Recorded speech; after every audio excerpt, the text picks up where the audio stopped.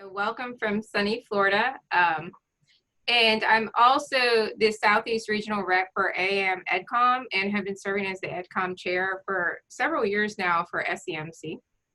And so like Zinnia said, we've been developing these weekly webinars during the shutdown, and we actually really do hope to continue them when we do open physically to the public, because I think it's really brought out a sense of community among different educators and program coordinators and volunteer coordinators that we just weren't getting before the shutdown. So there are silver linings to some of this when we reflect. Just a few things over in the chat area to decide. If you haven't opened it up yet, open up the group chat. I'm going to use this throughout the talk for different things. I will place there a couple of different Google Doc links. One of them is a Google Doc resource page that I've begun. And when you go to this link, you can find all of the resources and presentations that we talk about during these different webinars. And there's a, somehow on the side, you can open up like a table of contents, and so you can easily flick to whatever you want. And just today, I started marking new content with, you know, the capital letters new with an exclamation point, so you can easily find the new content if you visit the page over and over again.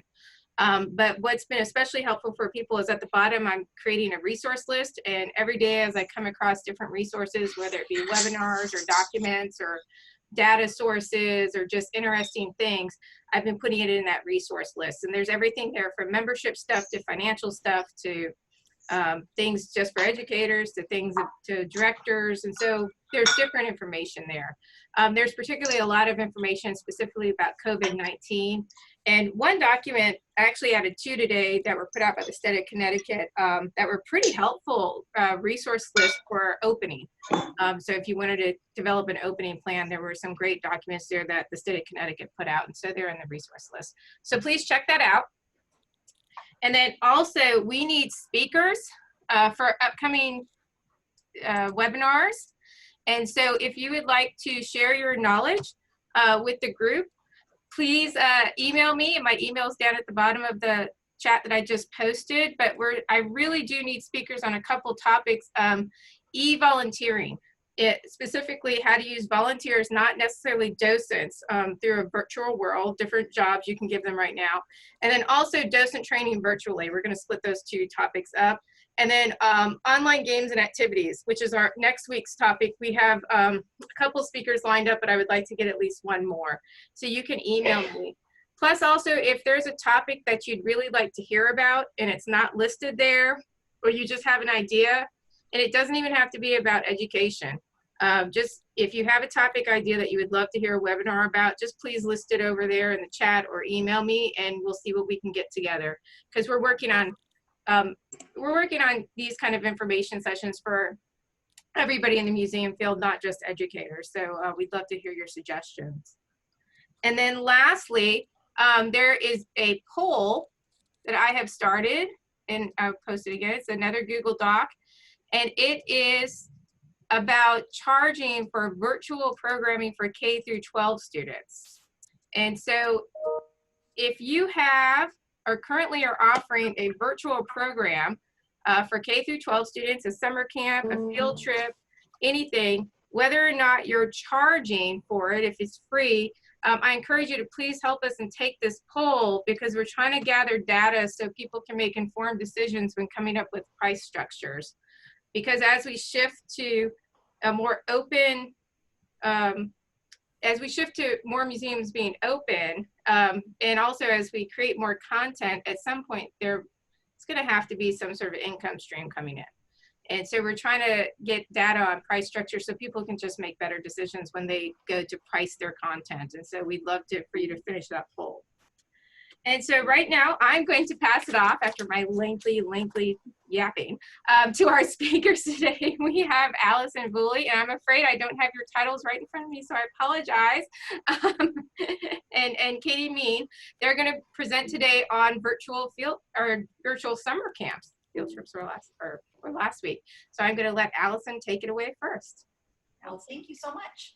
I'm Alyson Vuley, and I'm the Education Programs Manager at the Carlos Museum at Emory University in Atlanta. And I'm going to go ahead and share my screen, hopefully.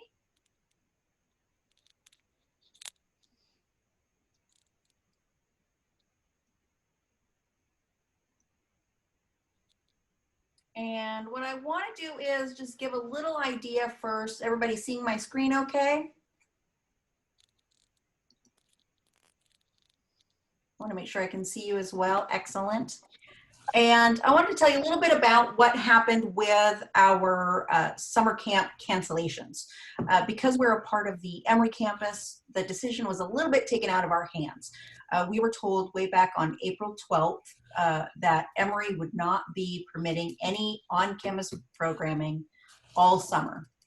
And so that meant it was a hard no. We were not able to have summer camp on campus. As devastating as that was to hear, it took a lot of that guesswork out of it. Should we, shouldn't we, should we, shouldn't we?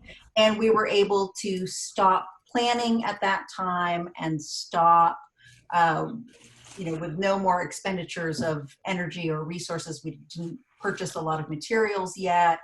And so we just called our teaching artists and talked to them and said, let's just hold on a minute. We're not going to have the summer camps, but we want to do something with all the work that you've already put into it. So the camps that we have, we're an art and antiquities museum, and we had already planned, I don't know, like so many, we had spent over a year planning these. By the time we get into summer camps, we're already thinking about next year's camps.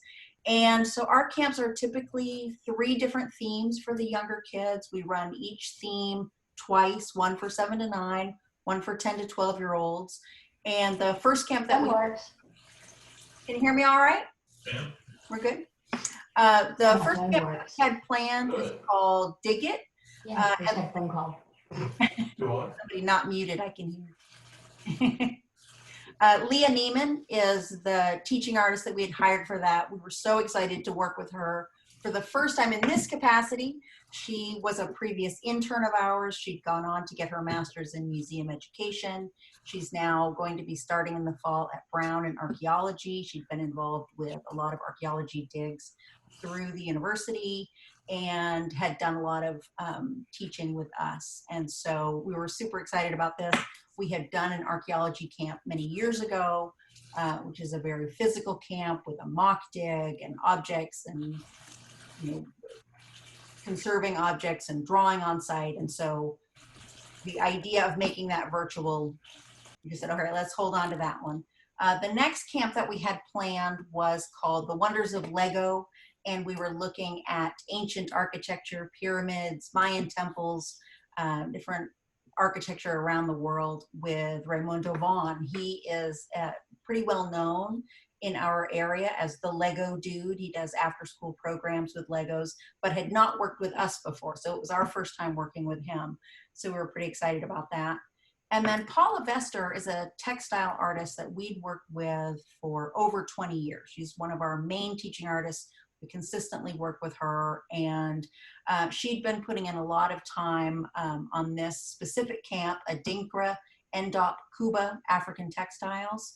She'd done in the past with us a lot of indigo work, resist dyeing, stamping, but she'd really been focusing on Cuba, which is an embroidery technique when she'd been working with our conservation lab, an intern there. And so she'd put a lot of effort into her planning for that camp already. But again, these are heavy materials. We're really looking at traditional techniques and traditional authentic materials.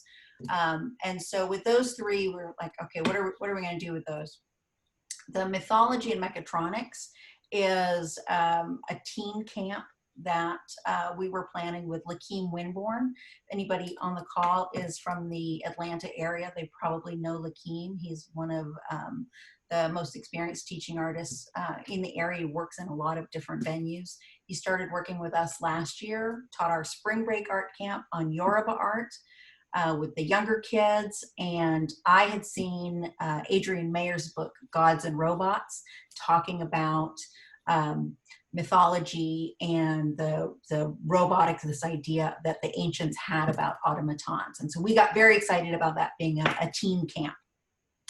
So that was the plan that we had. So what we did was a couple weeks after the cancellations, after we, let all the families know, refunded everything, we did a Zoom call with all 4 teaching artists to see where they were at, what they were thinking about, and what ideas we could get out of that. As an institution, we had never done online camps, online workshops. We even with haven't done that much outreach in the past few years. It's always been about bringing people into the museum. So it was a real change of mindset and not a lot of already set up with technology about how to do virtual. So we were really wondering how to do that. And here's what we decided to do. We had 4 very different decisions that we made about our spring camps. We decided with archaeology that we just wanted to reschedule. This is such a great program. We had, it filled immediately. We had a huge waiting list, got some informal feedback from some of the families, and we just decided, instead of trying to convert this into a virtual program, it just needs to be held on to. So we felt like that was a great decision with this one. Hopefully our teaching artist, depending on her PhD program, hopefully will be able to return next summer, work on this with us, but that one's just been tabled. We've got some other projects for her. The next 2 camps for the younger kids, with the Lego camp, we had a great meeting with that teaching artist, and he showed us a lot of his examples of different work that he's done in Lego. And so we decided with Raimundo to do a virtual gallery.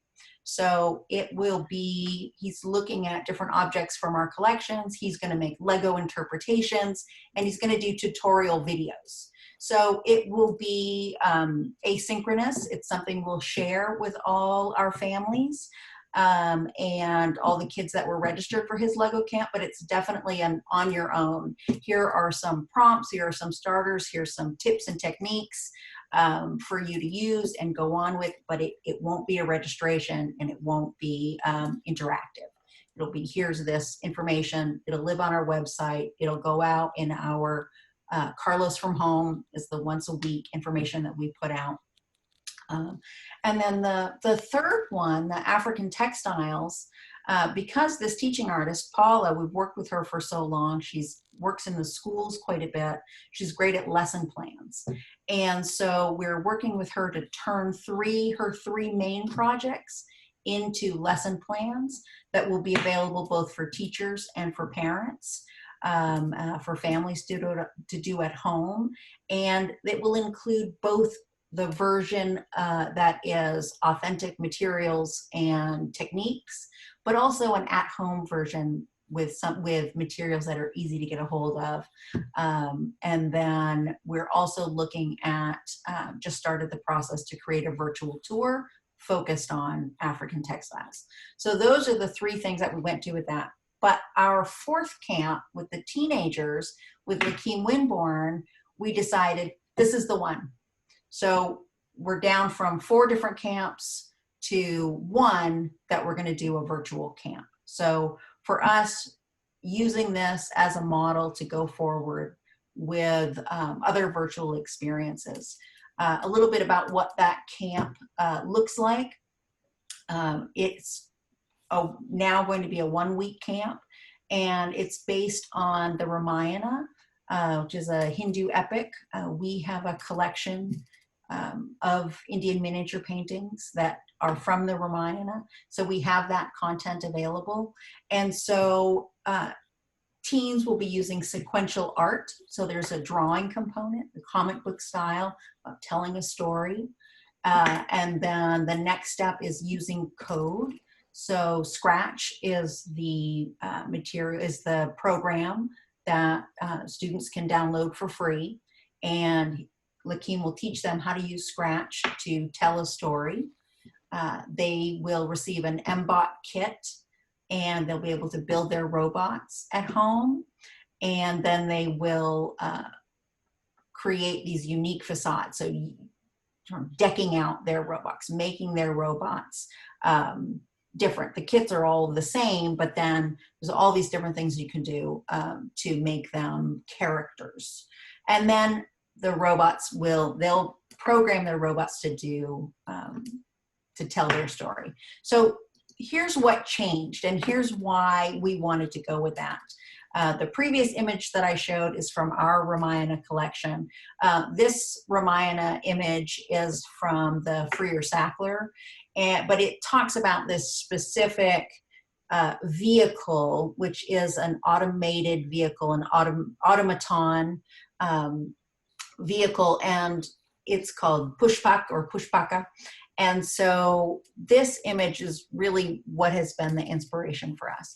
So in working with Lakeem, he has experience teaching online. He's taught online workshops before, so he has more knowledge of the structure than we do. So he's an excellent lead to have for that. He's taught camps with us before, so he knows how we work, and he knows our collections quite well. The technology theme seemed especially appropriate. This idea of ancient dreams of technology and using modern technology. So the theme was especially appropriate. And then the connections with the museum's collections, because everything that we do, of course, comes back to who we are in our collections, and looking at the objects and using that as our source material.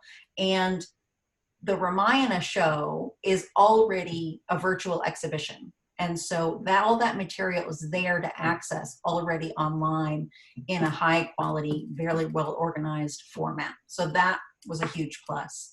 And the teen camp typically is in July. So that gave us plenty of time to prepare, to run preps, to open up registration again. But it definitely meant that we had to make some changes. We were originally we were going to have much more complex robotic kits, and we were going to work in teams. We were going to take field trips to Georgia Tech and this place and that place. And so there was a lot more involved when it was going to be physical with all the teens together. So what we did was we decided to change it from 2 weeks down to 1. We felt like that was more manageable, and to capture kids and to keep them involved over 2 weeks seemed a little ambitious. We also had a much broader theme. We were going to start with Greek myths, with Talos and robotics from ancient Greece, and then move into India. And there's several different Indian myths that have to do with robotics, and we decided we really needed to focus that down. And that's why we went with the Ramayana. And then the format that we're going to use is, we don't want the kids to be online the whole time. We want to start at 10 o'clock. Our teen camps always start at 10 o'clock. So we'll have a 10 o'clock Zoom meetup with the kids. We'll probably keep registration about the same at about 16 kids. That's typically the size that we work with. There's some talk we might open that up to 20, but we decided we didn't want to go over 20. That within a Zoom, keeping it at 20 really keeps the interactions from the kids much more where they feel like they can speak up and they feel like they're part of a group. So we definitely don't want to go over 20 with that. So starting out at 10 o'clock, Lakeem has clips and demos and a guest robotics person that he's going to bring in. We'll Zoom with her one day. She'll show some of the work she does. And so he's got some different things to get them started, different activities each day, and then we'll break off and we'll have 3 hours in the middle where they can go and create on their own time, and then get back together at 2 o'clock for a wrap up, share what they've worked on, ask questions, troubleshooting, working with that. And so that's going to be the format each day. On Friday at 2 o'clock, just like we do in our typical camps, in our at museum camps, we do a show what we've made all week, little exhibition. So hopefully we'll be able to do that in a Zoom format as well and invite parents to see what they've been working on. We changed the cost quite a bit. We decided that we would do less expensive individualized MBOT kits that the families can get, and we'll send them the information when they register so that they're purchasing their kits on their own. The kits cost under $100 each, and we dropped our registration fee to 15% of the original camp fee. So really making that a minimal cost. We even toyed with the idea of opening registration, making that even less, but I think you have to have a certain monetary amount attached to that so that people who sign up feel that they are taking it seriously and holding that spot. And then we do have 3 students that we had signed up originally that had registered for camp and received scholarship to come to the teen camp. I've been in touch with those families and to make sure that they have the setup at home to do that they have Wi-Fi, so they'll be able to connect in, and our scholarship fund will pay for their robotic kits and the art materials. So there's only 3 kids. They're in the Atlanta area. I'm just going to buy the kits and bring them and drop them off at their houses. So that's how we're making sure that those kids are still connected in on that. And we decided to open up first to the families. I reached out informally to the families that had already registered, not just the scholarship kids, but the other kids who had registered, and got feedback from them about how they felt about it. And it was interesting. Some of the kids were super excited about it. They liked that it was that middle part of the day when it's the hottest, so they're inside anyway. They're already on their tack. They said they can go outside and play after. We did open it up a little bit. Previously, the camp was 13 to 17-year-olds, but our teen camps have been skewing younger, so it's been really heavy on 13 and 14-year-olds. And so it felt appropriate to open it up a little bit bigger, especially since our 10 to 12-year-old camps didn't happen. So we opened it up for 10 to 17. So when that goes out for registration, we'll be able to have that. But we did hear back from one family. Their child comes to camp. She's been coming to camp since she was 7 years old. She's now in the teen camp. And she said, I can't do anything virtual this summer. So she's out. She said she's devastated she can't come to camp this summer, but her father said, just get back in touch with us later. Maybe if she's had a couple of weeks off from schooling online, she'll be back into the idea of camp. But for the moment, she said, virtualed out was the feedback we got. But the rest of the family's definitely interested. So we don't see that it'll be any issue to fill those camps. So just a really quick recap before I turn it over to Katy. We had our 4 plans and had 4 very different responses to the 4 camp themes. The archaeology camp, rescheduled. Let's do it again next summer. We'll be all set for that. But we are working with that teaching artist on an archaeology themed lesson plan and possibly a traveling trunk idea, so that she is, so that we benefit from the work she'd already put into her planning, but also so that we can pay her for those. The Lego camp, as I said, we're doing the virtual gallery with tutorial videos. He's a great character and showed me some of his video examples, so I'm looking forward to those. And then the African textiles with Paula turned into lesson plans and then the base for a virtual field trip. And mythology and mechatronics, that was the one that made it and was the perfect fit for an online camp. Well, that was the decision process we went through. We're in the plans on all of those. They're all in the works. The teaching artists have been incredibly flexible and creative as they are, and able to really go with the flow and as things have changed. And so we're really lucky to work with such wonderful teaching artists, and we're glad we're able to continue with projects for them so that they can get paid as well. That was a big motivator for us. I think that's it for me. And thank you, Alyson. And I think that was a really good point, that we're not only trying to generate streams of income for our museums and our institutions and organizations, but we want to make sure that there's still streams of income from all of these contractors and teaching artists that we've had so many partnerships with over the years and working relationships. I didn't mention it before. I didn't write it down, that's why. But please put your questions in the chat area, and I'm compiling all of them. And at the end, I'll hit as many of them as we can get to for the hour. And also, if you have resources, or if you're doing virtual camps and you have ideas and you want to add links to there or any kind of other information for me, please do it. Just go ahead and jam that chat full of resources and ideas, and I'll be able to transcribe them later. So now we're going to move on to Katy Menne, the Curator of Education at the North Carolina Maritime Museum at Southport in North Carolina, and I will let her take it away. Thank you. So I am in North Carolina, and we just entered into our phase 1 of reopening. So I'm going to share my screen. Hopefully that works out for you. There we go. Okay, so here is the lovely back entrance of our building. That is a periscope sticking out of our roof. Not a periscope, or not a telescope that we get asked a lot about. Did I open the wrong one? Hold on. Yep. That is for next week. Hold up.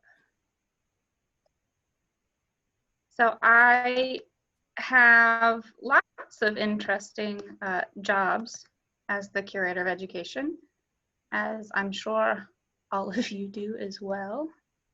Let me flip to the correct PowerPoint.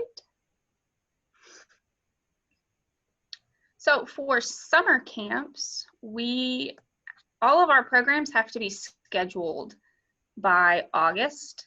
So my deadline is August 1st. Everything has to be scheduled, or at least the dates have to be locked in because of the printing schedule for our calendars. So in that regard, it's been very easy to have everything already selected. So the topics are already picked, and we split them up into 3 different groups for the summertime. Our Little Mariners are 4 to 6-year-olds, and every other Wednesday there's an hour-long class, and so they have to be accompanied by an adult. So those topics for this summer is your Otter, This World, the Transportation, Red, White, and Blue Whale, Duck Dash, Shipwreck, Southport, and Carolina Coasties.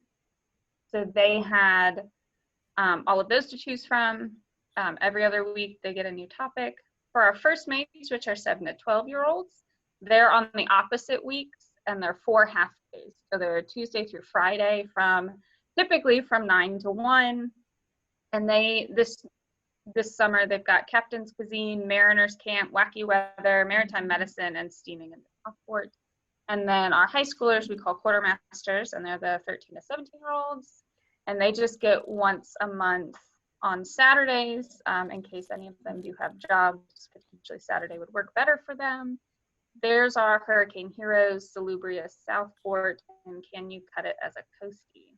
So the topics were already selected.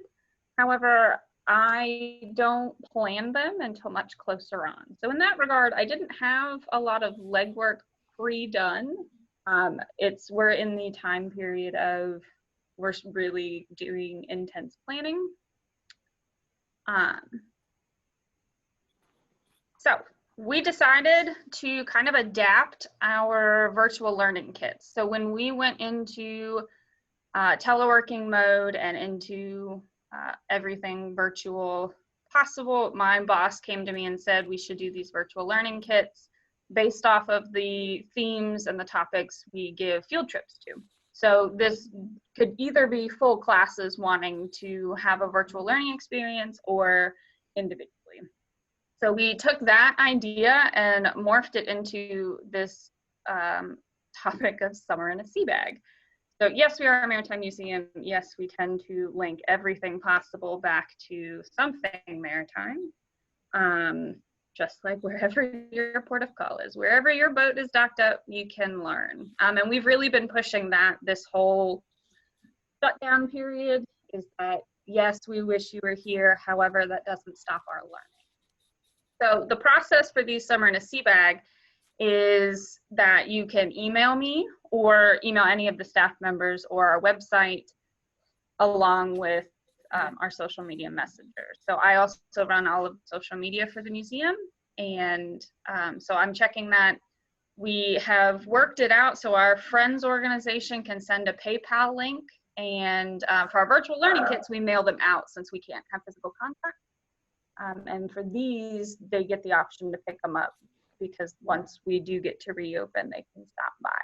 But what's in each of them, you get a lesson plan that if you're a teacher or not, you can follow along. And I always put in there, if you've got any questions, just let me know. I'm very happy to walk you through it. You get exclusive access to videos, all the craft and activities, everything that you could possibly need will be wrapped up in that. So for instance, now I will say these pictures are obviously not from this year, they're from last summer. So these are some of our Little Mariners from last year. The way that I run our Little Mariners camps is with the hour, we start with a music or song and you're dancing along to it, learning something about the maritime community. Then there's a lesson and we practice writing and coloring in the lines. And then there's some sort of other craft hands-on. So in the picture, they're painting their very own lighthouses. We learned about lighthouses. It's one of my favorite things to teach about. So for our Summer in a Sea Bag, here's the first one that I've done, and it's called Your Otter This World. One of my good friends is rather obsessed with otters, and it happens to be very maritime. So we made this program. So we've got, you can see the song that we would sing and dance to, and it teaches you about sea otters, and they float on their backs. You get to learn the difference between a river otter and a sea otter.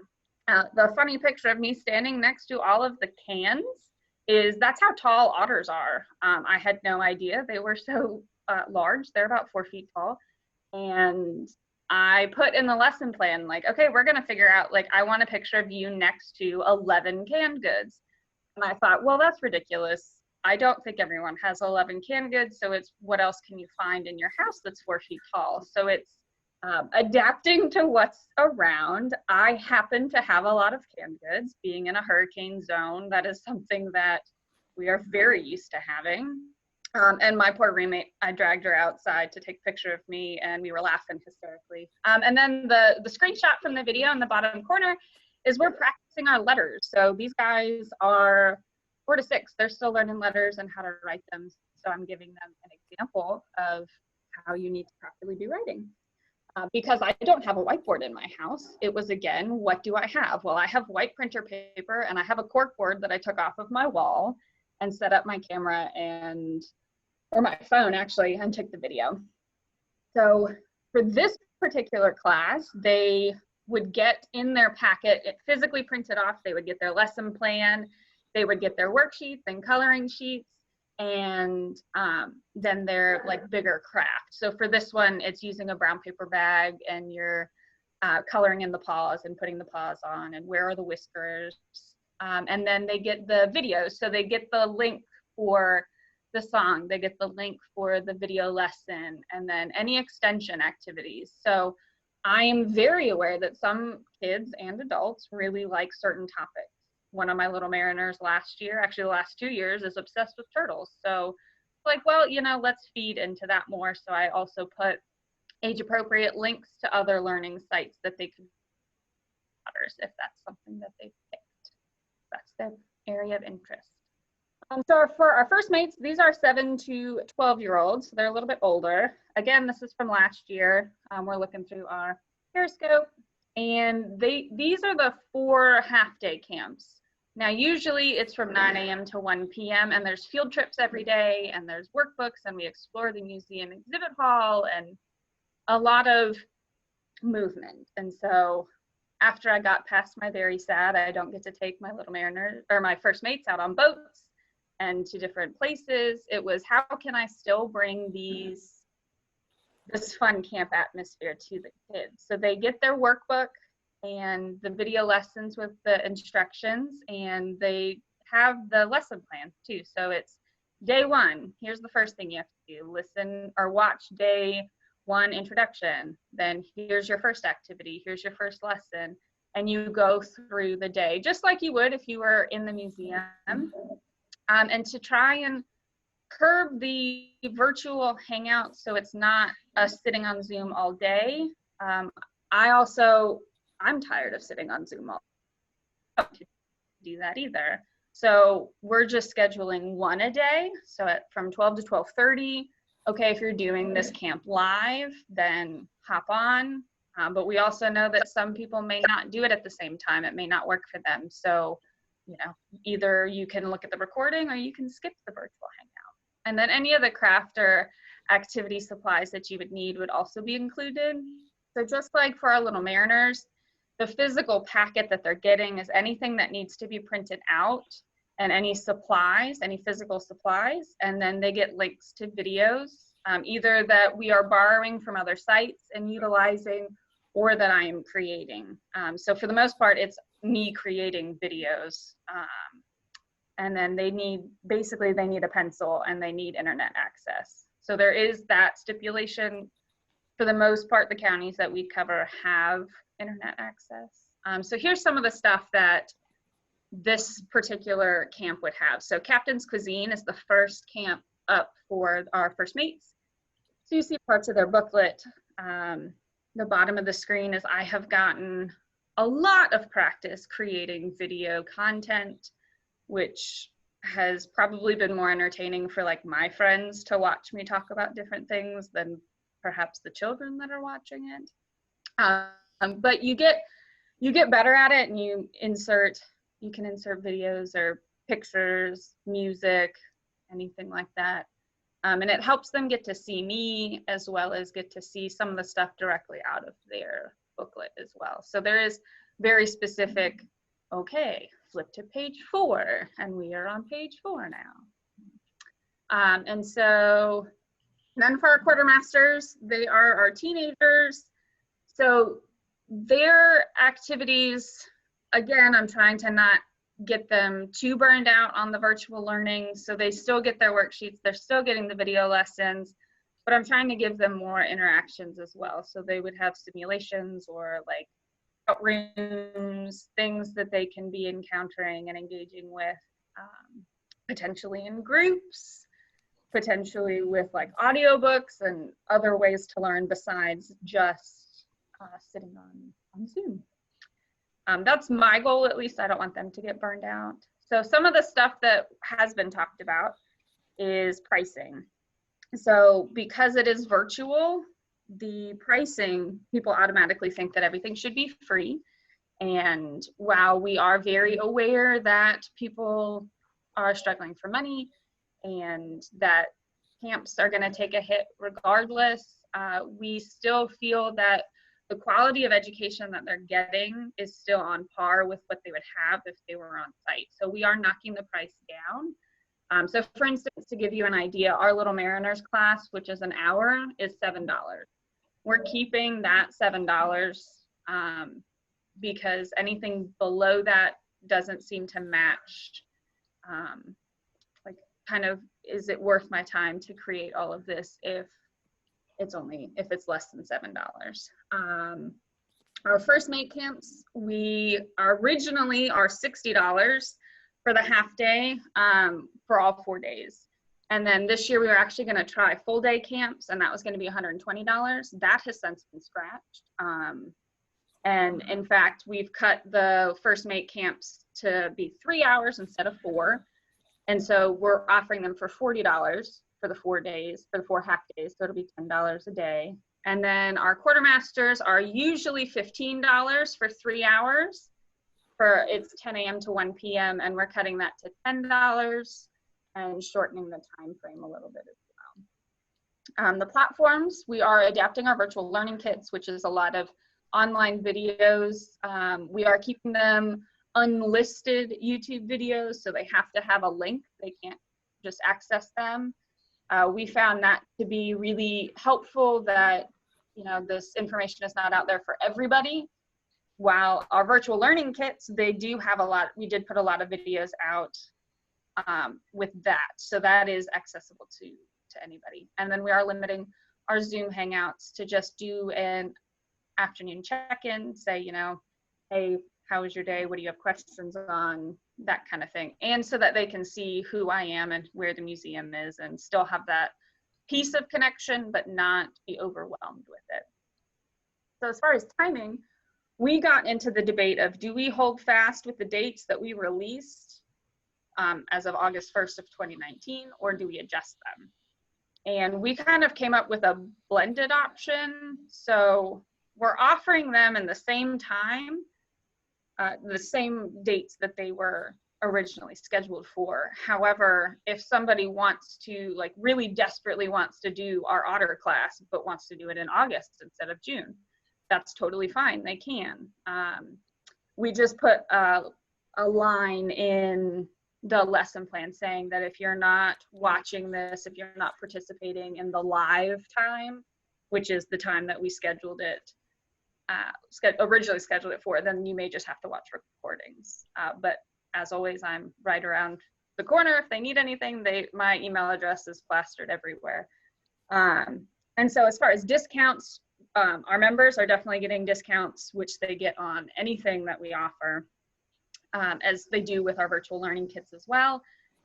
And then we do have some, like a fund for scholarships. So if somebody wanted to pay for a camp, but they didn't have someone they wanted to participate, then we would have that in the back of our mind and kind of start to say, hey, you know, we know that you may not be able to, or if they express that it's too expensive for them, then we have that ability to work with parents and guardians.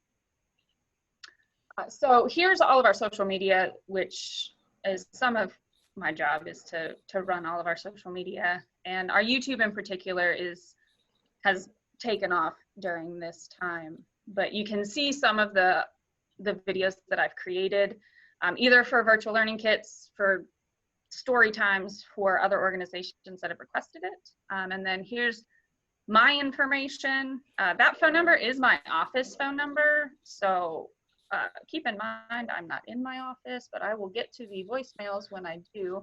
So email address is the best option. If you have any questions about any of these camps after, obviously we take questions. Yeah. I'm gonna stop sharing. Thank you, Katie. I noticed a lot, there's a couple questions to the side about in-person versus online. And, you know, have you completely given up on online or in-person and moved all the way to online? It's interesting. I haven't had a lot of respondents yet on the summer camp poll that I posted over there, but actually I've had several that have said they're moving forward with in-person camps, but they're doing them in the latter half of the summer. And I know in my own community, in-person camps through the counties, like the county-sponsored camps and the YMCAs are actually taking place in the latter half of the summer. So they're doing the second half of the summer. That's what they're planning for. So there are some in-person still going on around the country. It just depends on the community. Really quick, so the first question I want to start with is for both Katy and Alyson. You know, what's your background in creating virtual programming? If any, because I think that one of our problems is that educators have been thrown into the make this virtual content and get it out there, but we weren't necessarily trained in that or might not have the support services of other departments. So what's your backgrounds? I certainly don't have any. I was thrilled I could successfully share my screen on this. So I was pretty excited about that. And so that's why for us, working with a teaching artist who has experience in that format is really how that's able to come about. But it's been a great opportunity really to learn about all of this. What we had not, I personally had not ever done it before, and we'd had very little in our department that we had done online previously. Yeah, for us, it's never been done before. I don't know if you can tell this, but I am fairly young. I've by default gotten a lot of the, I don't know how to do this, you figure it out with the virtual stuff. And so it's been a lot of trial and error. And so since we've never done it before, it was kind of fun to get to create it. My background, I do have a background in teaching. However, you don't focus on that. That is like how can you add technology to a lesson, not make the lesson based on technology. Mhm. So it was something we were trying to incorporate more, and that was kind of on the horizon, but it's just bumped that to the top of the priority list, but no formal training in it. No formal training and no IT departments, I'm guessing, for either of you. So we're a state museum, so we do technically have one. It is based in Raleigh. We try to only use them when in dire needs, and like if our email won't work, but it's not for like creating programming. That's all the we need. same with us. Yeah. You know, we have Emory IT support, but it's more troubleshooting, making sure we're on the network, those kinds of things, but not helping to create programs. No, not like this. But we do have, and I noticed there was a question, I'm going to jump ahead, but the Zoom, we're able to use an Emory Zoom enterprise account. And so we're definitely going to use Zoom. And the parents that I talked to didn't have any issues with Zoom. And in fact, were frustrated with some of the other platforms that their children's schools were using. So they liked that we were using Zoom. Mm-hmm. Then that gets me to what kind of technology or equipment did you use to make the videos? So I used my cell phone. It's your cell phone. That's or my computer laptop. Okay. And the videos, so my laptop is an HP, and it's whatever the photos that's preloaded into my computer is. And it's actually very user-friendly. It's a little weird to just get used to because I had never created videos prior to maybe September of last year. And so it is a lot of, I don't know how to do this and let me Google it, but it is fairly easy that I'm more than happy to walk anyone through if you have that platform. And quite honestly, it's literally called Photos.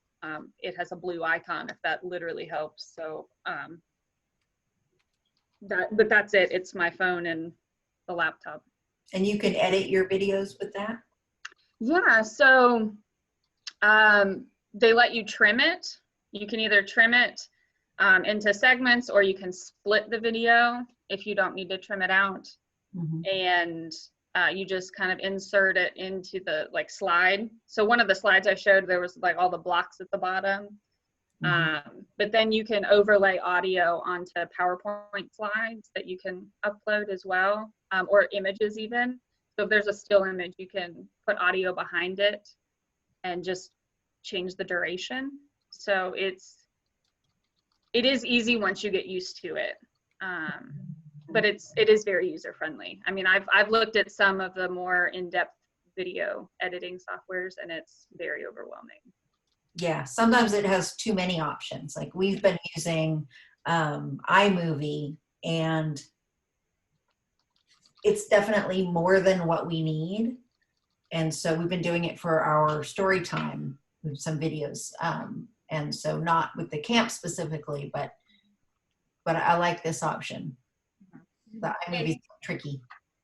And so that was something else for the students. Is there another way for students to hang out together, or sort of get that sense of community of participating without necessarily using Zoom?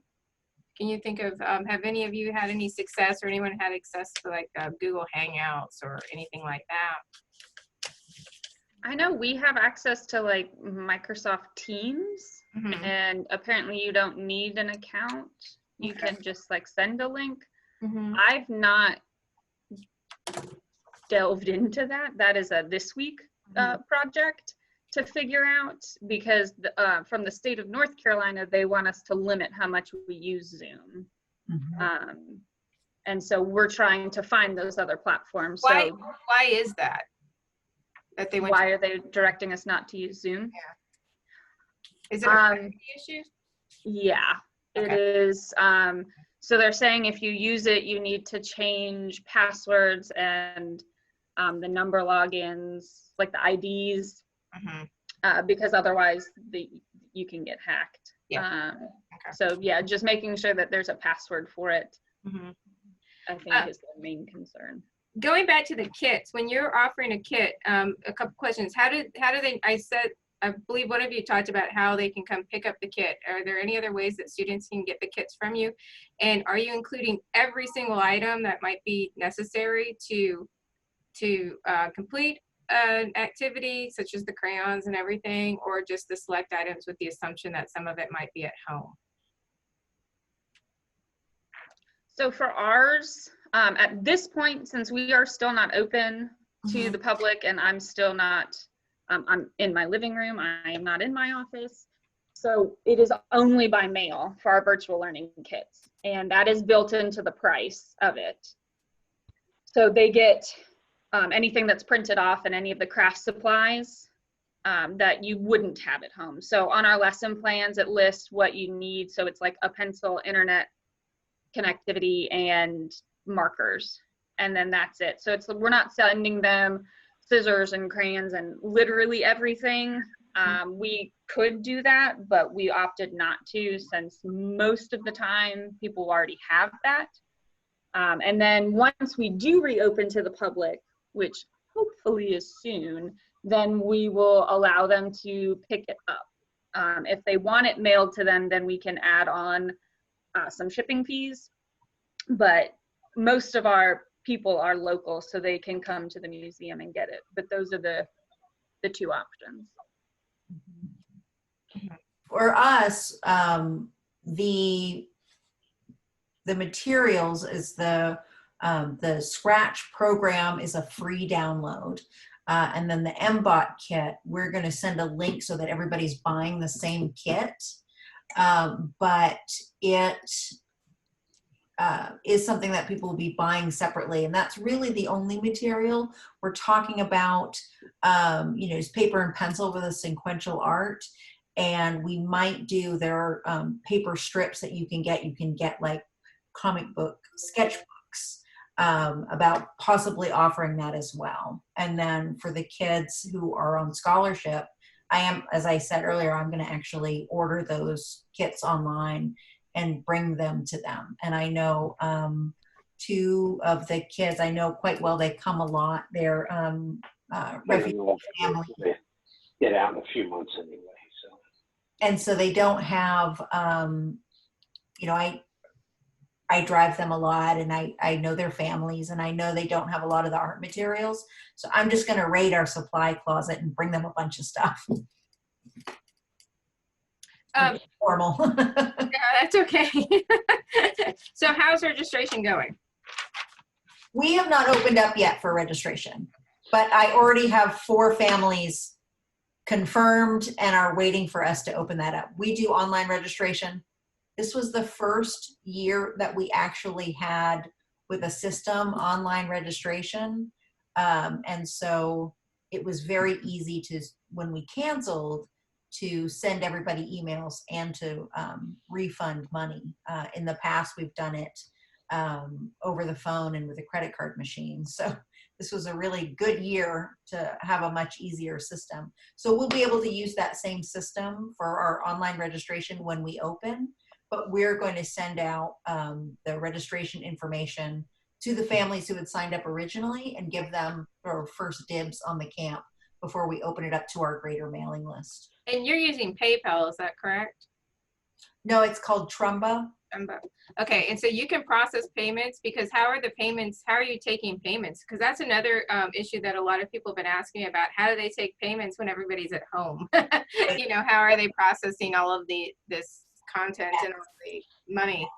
And so in previous years, this would have been a total nightmare, but we spent this past year getting set up to take online registrations. And the system, it's been our calendar system through Emory, is Trumba, Trumba. And it's had an online registration and accepting payment component that we hadn't used. And we're actually the first entity on campus that's used that accepting payment. So luckily for us, that was already set up. So that'll go right to our accounts. And I can manage it from wherever I am. So for us, we have not opened registration either. That is going to be released this week or in the next 7 days-ish, to say, hey, we still are doing summer camps, and kind of letting people know about the summer in a sea bag. Typically, we do payments in person. We can either take it in person or they can mail in a check. We can't do cards over the phone.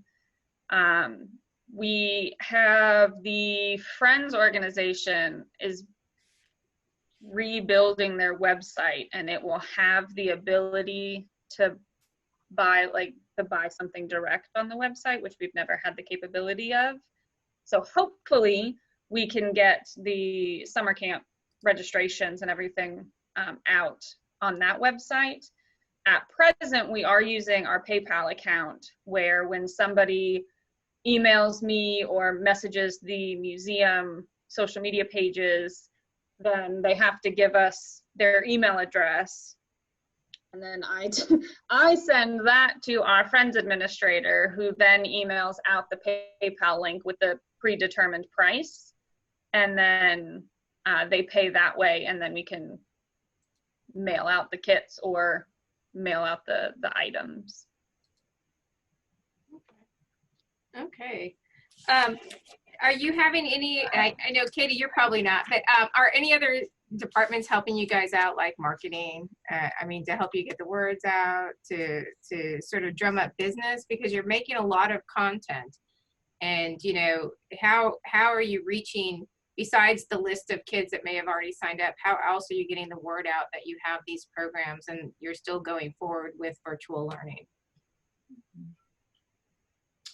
For us, yes, we're working with our marketing PR person, and she's been set up since this all started. She started out sending out every Monday like an e-news called Carlos at Home. And so this will be featured on that. So that goes out to a really wide list. And so I'm pretty confident that we'll be able to fill the 20 spots just from our current email list. I don't think we'll have to go out from there. We are thinking about, if it fills quickly and there's a big wait list, offering it again. So we might offer a second week of it later in July. Yeah, we have a public information officer. She is housed at one of our sister maritime museums, so she's not in our building. She handles the press release on our website, and I handle other things. So if she will write press releases and get it out to the news, and then they'll contact me if they need anything additional. But most of the time it's through social media or through word of mouth. And that's been across the board for any of our programs. Really, that's the main growth for us. Katy, how many children do you typically have participate in a summer? In a total summer, so we have to cap all of our classes at 12. Mm-hmm. Because we have a museum van, and it is, it's a 15-passenger van, but I try and keep it at 12 to keep the adult numbers too for volunteers. They don't always sell out, but usually they're between 8 and 10 per program. Does anybody else have any other questions for our speakers today? Well, they were talking there for a second. We ran a poll, and of how many people we asked, will your museum host in-person camps at some point this summer? And it's really interesting. 40% of the people that have attended said yes. And so those of you who are like panicking because your directors are like, we need to have in-person camps, you're not alone.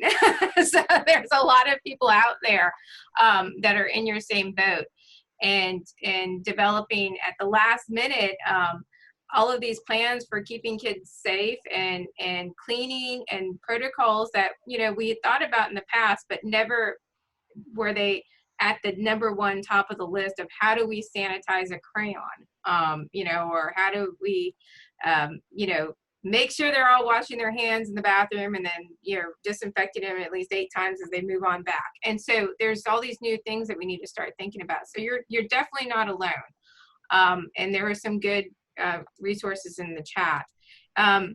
Otherwise, if we don't have any more questions for today, yeah, thank you, Rebecca. I understand the crayon thing. Somebody actually asked me, they were like, well, how do I sanitize a crayon? I can't heat it up. And it's like, nope, you just have to assign them a box, you know? And so, and that's their own dirty crayon and you don't touch it. But thank you, both Katy and Alyson, for sharing your resources. And I think that what this highlights today is when you're thrown into this situation where you're asked to do something that's completely new to us in terms of virtual learning and creating content, we are coming up with really creative solutions and using bare minimums, because there were very few of us who had departments that were ready to create virtual field trips like that. And that's what we've been tasked to do. And I think that you all presented some really good starting points and ideas for people to move forward with. And so I thank you both for presenting today.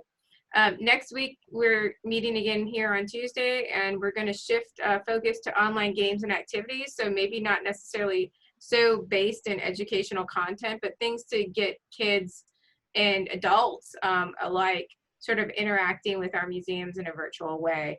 I know that I have 2 children at home that are both so tired of, but what do they use? They use Microsoft Teams that I think that they will never look at it again unless forced to, you know, after this length of time.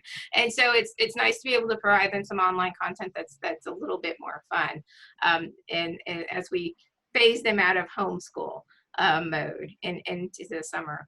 But thank you again, everybody, for joining us, and thank you for the presenters. I really appreciate your content.